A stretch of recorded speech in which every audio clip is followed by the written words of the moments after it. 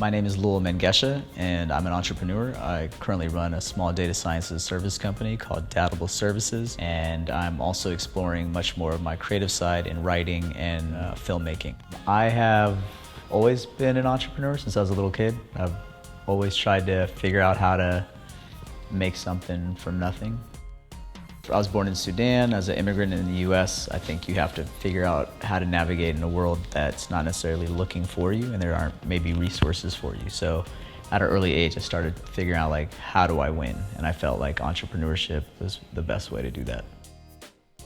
Helping people is important to me because I grew up in a very communal family and culture. My family's from Ethiopia, and our family is definitely community oriented, and everything is about making sure that your community is doing okay, and then the people in your closest family will do well. It's a very shared culture, and I think growing up in the US, you're more focused on individuality, but I still have my upbringing that forces me to think about community first and service, and everybody in my family's been in service, so I try to do it in my own different way. Like many people, I've had a lot of different obstacles to getting to where I'm at. For example, at the University of Washington, despite being really interested in writing, I placed into remedial English courses. I was a great student in high school, but when it came to testing at the college level, I wasn't really prepared for college. So I had to go from not being able to write to then pursuing my own interest in writing.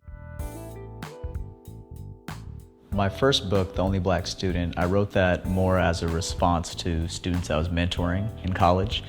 There were a group of underclassmen, and I felt that they were struggling on how to navigate. They were smarter than me, but they were not doing as well in navigating. And I think when you're an entrepreneur and you're first gen, you're constantly questioning how to do well in different environments, and you're kind of paving your own way. And I felt that since I had learned how to do that already, it made sense for me to help other students with the same process.